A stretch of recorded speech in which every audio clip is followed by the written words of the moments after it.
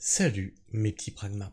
Est-ce que vous avez déjà entendu parler de cette nouvelle ère géologique, cette nouvelle période géologique que serait l'Anthropocène? Donc, on nous a beaucoup dit, oui, l'homme a marqué la planète pour des millions, des milliards, des trilliards d'années, et donc cette ère, hein, cette période où l'homme a tout saccagé restera gravée à jamais dans le sol et dans l'histoire de la planète. Et cette ère géologique s'appellera l'Anthropocène. Alors, croyez-moi, je suis pas du tout contre ça, hein. Je trouve aberrant justement tout ce plastique qu'on déverse, etc., tous ces déchets, forcément qu'il en restera une trace. Perso, j'étais quelqu'un qui était plutôt tenant de cette hypothèse qu'on aurait une marque réelle sur la géologie de la planète, la disparition des espèces, etc., etc., donc que cette ère a bien un nom, c'est l'Anthropocène. Eh bien, après une étude de plus de 15 ans, des scientifiques, des chercheurs, réfutent le fait que, concluent en fait que non, nous ne sommes pas entrés dans une nouvelle ère qui serait l'Anthropocène. Alors, on va voir ça, parce que c'est bien aussi de voir les études scientifiques qui ne vont pas dans le sens de ce qu'on rabâche continuellement, hein, au niveau de l'écologie. C'est bien d'entendre toujours deux sons de cloche pour pouvoir se faire un avis, hein, bien sûr. Alors attends, hop, je vais vous... Hop là, je vais vous cadrer ça comme il faut.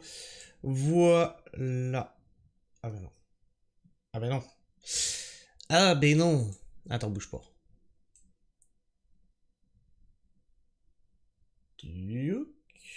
Là. Voilà. Hop, on agrandit de l'autre côté. Flop là. Voilà. Officiellement, la Terre n'est pas entrée dans l'Anthropocène, conclut la communauté des géologues. Au terme d'un travail de 15 ans, l'Union internationale des sciences géologiques a voté contre l'inscription de l'Anthropocène en tant que période géologique. Mais la décision est loin de faire consensus. Vous voyez, il y a toujours cette histoire de consensus, toujours en science, le consensus scientifique. Et vous voyez que les choses sont pas si simples que ça, c'est débattu, il y a des études. Quand vous dites que la science ne va que dans le sens de l'État, etc., etc., c'est faux, tu vois que ça se fight un peu aussi au niveau de la science. On y va étude contre étude, c'est pas on assène un fait puis on dit oui, moi j'ai raison. Non, on documente ce à quoi on se raccroche, hein, ce à quoi on essaye de donner du sens. J'ai essayé de vous expliquer ça comme ça. On sort pas des arguments de son chapeau. Souvent, je vois que dans les commentaires, vous débattez entre vous, et c'est souvent des affirmations que vous faites. Des affirmations, il faut les étayer. En science, c'est comme ça que ça marche, on étaye son propos. Depuis que le chimiste de l'atmosphère Paul Crutzen, prix Nobel en 1995, a popularisé, au tournant du siècle, la notion d'anthropocène, l'usage de ce mot s'est propagé dans toute la société. Oui, aujourd'hui, je pense que rares sont ceux qui n'ont pas entendu parler de l'anthropocène. Au point de faire accroire l'idée que l'anthropocène, l'époque géologique dominée par les activités humaines, est d'ores et déjà gravée dans le marbre à l'échelle des temps géologiques succédant à l'Holocène, commencé il y a 11 700 ans, lui-même faisant suite au Pléistocène de 2,6 millions d'années à 11 700 ans. Ah, il y a 2,6 millions d'années à il y a 11 700 ans. L'Union internationale des sciences géologiques, le IUGS, vient de rappeler que les choses ne sont pas si simples. Au terme d'un processus formel d'instruction du dossier, entamé voilà 15 ans, l'organisation savante gardienne des tables stratigraphiques, un nom savant, voilà, on aura appris un mot aujourd'hui, les tables stratigraphiques, a exclu l'inscription de l'Anthropocène comme période géologique. Du point de vue de la communauté des géologues, la Terre n'est donc pas entrée dans une nouvelle phase de son histoire. Je suis pas scientifique, hein, mais ça me fait grincer des dents. Le 21 mars, après c'est vrai que tu dis oui, voilà, ça donne quand même énormément de valeur et d'égocentrisme à l'humain de se dire qu'il est capable, tu vois, en 200 ans de marquer l'histoire. Il y a ça aussi, on est peut-être un peu anthropocentré pour le coup. Le 21 mars, l'IUGS l'a officiellement annoncé. Le vote pour rejeter la proposition d'une époque anthropocène comme unité formelle de l'échelle des temps géologiques a été approuvé.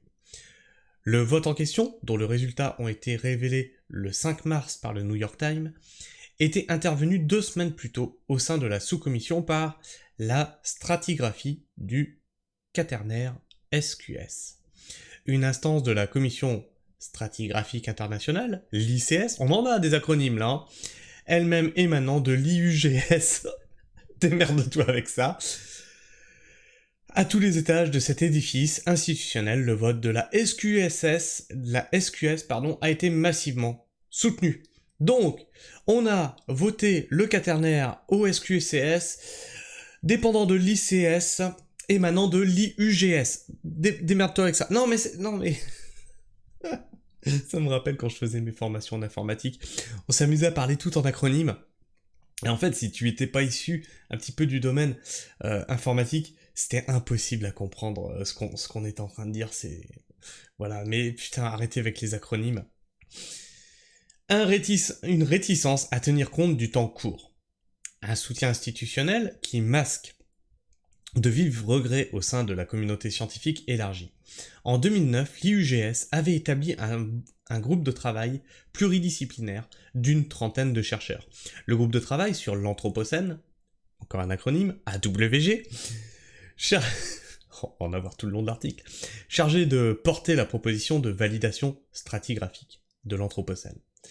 15 années durant, l'AWG a rassemblé la littérature scientifique pertinente et au terme de cette instruction, a proposé de faire commencer la nouvelle époque géologique en 1950, une date cohérente avec l'exigence des stratigraphistes. Une nouvelle ère géologique doit être caractérisée par des changements à grande échelle du système Terre, durablement détectables dans les sédiments, les roches ou encore les glaces. Alors oui, pour le coup, on retrouve même des traces de plomb dans les glaces, hein, du temps où on utilisait de l'essence au plomb. On retrouve énormément de choses dans les glaces, on retrouve énormément de choses maintenant dans les terres. Effectivement, je pense qu'on a marqué une strate, une couche géologique terrestre. Or, à partir du milieu du XXe siècle, les couches sédimentaires de l'Anthropocène diffèrent des couches de l'Holocène, appelées l'AWG. Elles peuvent être caractérisées à l'aide de plus de 100 signaux à longue durée de vie, notamment les radionucléides anthropiques, les microplastiques, les cendres et les résidus de pesticides, dont la plupart ont commencé à s'accumuler au milieu du XXe siècle. La trentaine de membres du groupe s'étaient exprimés, à près de 90%, en faveur de la validation stratigraphique de l'Anthropocène. En définitive, leur proposition n'a pas convaincu les membres de la SQS. Le président de la SQS, le géologue Jean Zala... Oh, je vais encore massacrer un nom de famille. Zalasiewicz, université de Leicester, aucune idée, qui s'est fortement investi dans le débat depuis de nombreuses années, le regrette. Il y a dans la communauté des géologues spécialistes de stratigraphie une réticence profonde à tenir compte du temps court, c'est-à-dire du temps des sociétés humaines industrialisées, dit-il. Ce sont des gens qui ont l'habitude de raisonner sur des échelles de temps considérables. De plus, la proposition de l'Anthropocène ne vient pas de leur communauté, mais des sciences de l'atmosphère.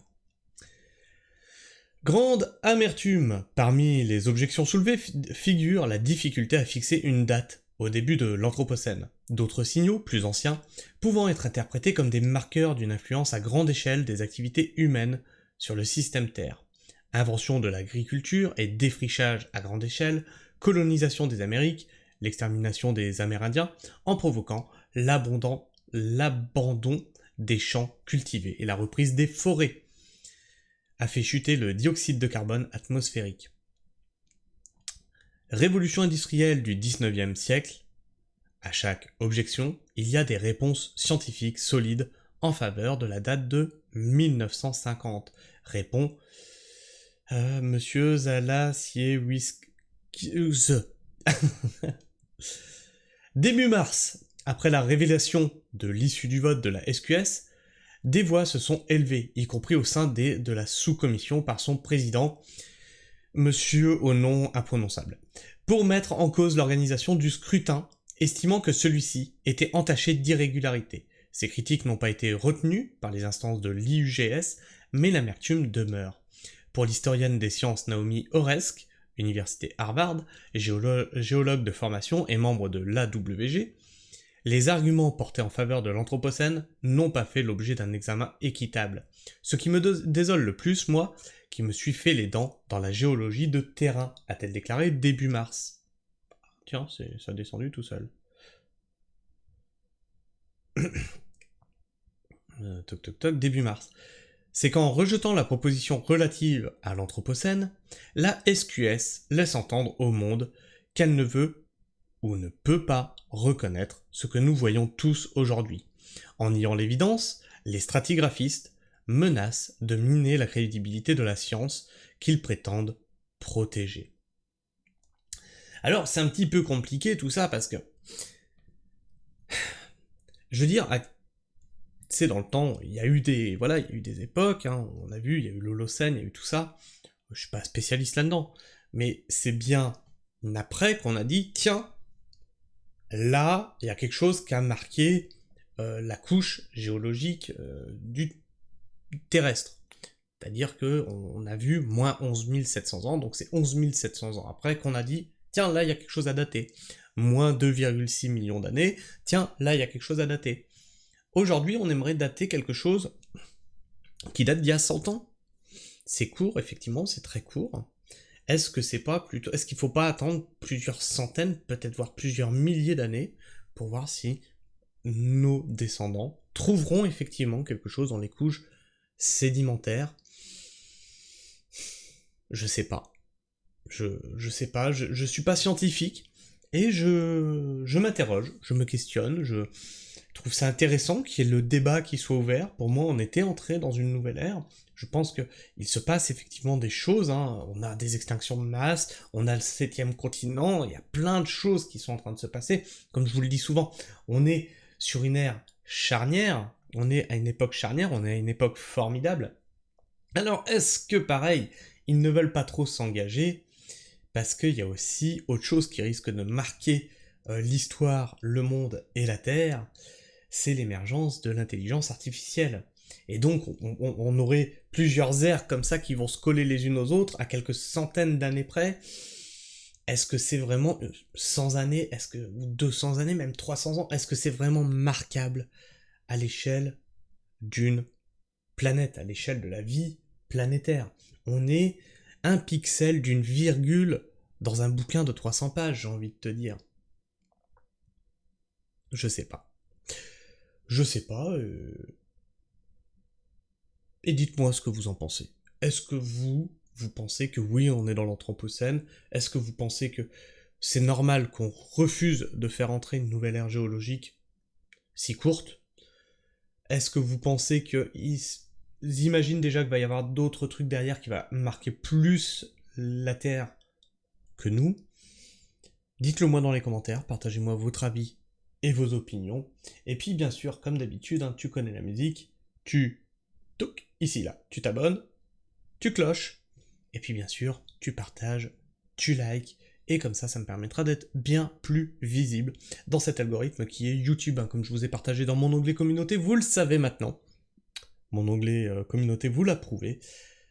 La gueule de mon YouTube, c'est souvent le dollar jaune ou le dollar rouge. Alors le dollar rouge, c'est tout à fait normal. C'est quand il y a des musiques qui ne sont pas libres de droit, quand on regarde des vidéos, et qu'il y a de la musique en fond, et ça fait, ça me démonétise. Ça, c'est normal, c'est le fonctionnement de YouTube.